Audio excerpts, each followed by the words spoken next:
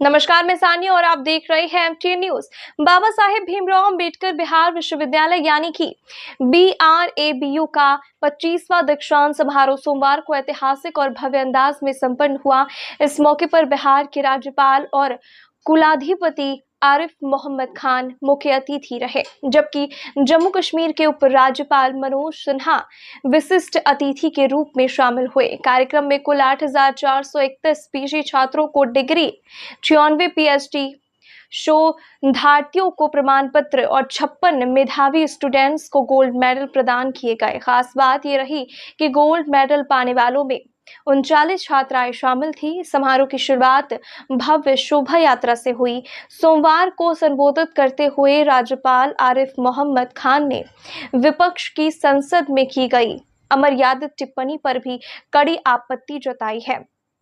उन्होंने कहा कि लोकतंत्र केवल संविधान और कानून से नहीं बल्कि लोकलाज से चलता है। वकील का काम कानून की व्याख्या करना है, लेकिन क्या वकील जज से अशोभनीय भाषा बोल सकता है? यदि संसद में अमर्यादित भाषा का इस्तेमाल होगा और स्तर से नीचे नारे लगाए जाएंगे तो लोकतंत्र की मर्यादा कैसे बचेगी? लोकतंत्र में जनता मालिक है और हमें उसकी गरिमा बनाए रखनी होगी। तो नहीं था कि गोल्ड मेडल मिलेगा, लेकिन हाँ कहीं ना कहीं ये लग रहा था क्योंकि चारों सेमेस्टर में मैंने टॉप ही किया है। मतलब जो भी मेरे क्लास में थे उन सब मेरा हाईएस्ट ही मार्क्स रहा है, तो कहीं ना कहीं लगा था कि गोल्ड मेडल मिल सकता है, बट उम्मीद नहीं था कि इतना अच्छा लग रहा है ये ले करके। खुशी हो रहा है, समझ में नहीं आ रहा मैं बोलूँ क्या नहीं बोलूँ, नर्वस भी हूँ, एक्साइटेड भी हूँ, अच्छा लग रहा है। पिताजी क्या करते हैं? पापा मेरे बिजनेसमैन हैं। मम्मा मेरी टीचर है, वो गवर्नमेंट टीचर है, तो प्रेरणा मुझे वहीं से मिली थी। भविष्य में क्या बनना है?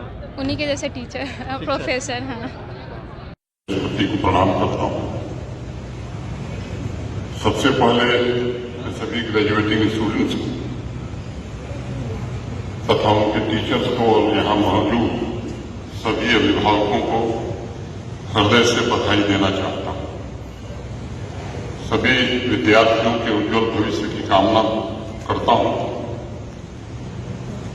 बाबा साहब भीमराव अंबेडकर बिहार विश्वविद्यालय का आदर्श वाक्य मैं देख रहा था, नास्ति विद्या समम चक्षु, ज्ञान के समान कोई आंख नहीं। मुझे लगता है कि यहाँ आंख का जो संबंध है वो विजन और विजडम से, जो आपको चीजों को एक अलग नजरिए से देखने की क्षमता प्रदान करता है। इस श्लोक के आगे की जो पंक्तियां हैं उन्हें मैं पूरा करना चाहूंगा। नास्ति सत्य ममम तपः, नास्ति राग समम दुखम, नास्ति त्याग समम सुखम। अर्थात सत्य के समान कोई तपस्या नहीं है और आसक्ति के समान कोई दुख नहीं है और त्याग के समान कोई सुख नहीं। यह आदर्श वस्तुतः हमारी बाहर और भीतर दोनों आंखों को खोलकर हमें सही मार्ग पर चलने के लिए प्रेरित करता है। दो विद्यार्थी अगर बाहर आकाश में किसी बादल को देखते तो उन्हें उसी बादल में दो अलग अलग प्रकार की आकृति दिखाई पड़ती है। कभी सफेद दीवार अलग गिर जाए तो उसमें भी उन्हें दो अलग अलग आकृति दिखाई पड़ेगी। एक छोटी कहानी से अपनी बात शुरू करूंगा। स्वामी विवेकानंद जी का नाम आप सब जानते हैं। पहली बार जब श्री रामकृष्ण परमहंस के पास गए तो स्वामी विवेकानंद जी के पास प्यास इतनी गहरी थी, उन्हें हर शब्द के लिए प्रमाण चाहिए और उस समय वो विवेकानंद नहीं हुए थे। उन्हें परिवार ने जो नाम दिया था नरेंद्र नाथ, उसी नाम से जाने जाते थे। रामकृष्ण परमहंस ने देखा कि युवा नरेंद्र नाथ में असीमित संभावनाएं हैं, लेकिन वो संभावनाएं सिर्फ जिज्ञासा शांत करने से नहीं समाप्त, सिर्फ उत्तर और प्रमाण देने से नहीं खत्म होगी, बल्कि विवेकानंद को स्वयं बहुत ही महत्वपूर्ण भूमिका का निर्वहन किया। 108 साल पहले अप्रैल 1917 में पूज्य बापू मुजफ्फरपुर आए थे। उस दौरे ने चंपारण सत्याग्रह की नींव रखी और अनेक इतिहासकारों का मानना है स्वतंत्रता संग्राम का शुरू मुजफ्फरपुर से ही टूटा। बहुत पहले संपूर्ण गांधी बानों में मैंने पढ़ा था, यहाँ आने के पहले फिर से उसे दोहराया।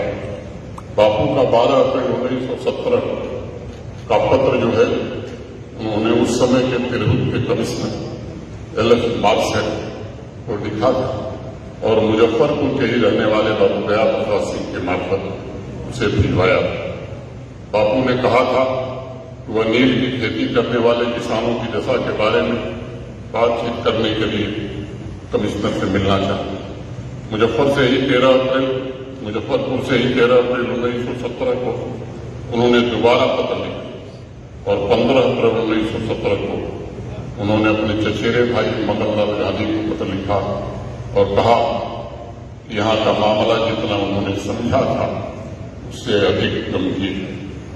उन घटनाओं से मैं समझता हूं कि इन घटनाओं ने देश को नई दिशा दी और ठीक उसके 30 साल बाद भारत की आजादी का मार्ग प्रशस्त। अगर इतिहास में झांक कर हम देखें तो 12वीं शताब्दी यूरोप में लियोनार्डो ने जिस गणित का अनुवाद किया, ट्रांसलेट किया, वह दरअसल 300 ईसा पूर्व बिहार में ही रचित ब्राह्मी लिपि की रचना थी, जिसे 8वीं शताब्दी में अरबी में अनुवाद उसका किया गया। यानी हजारों वर्ष पूर्व बिहार ने वह ढूंढ निकाला था जिसके आधार पर मानव सभ्यता का विकास हुआ। प्राचीन काल में अध्यात्म विज्ञान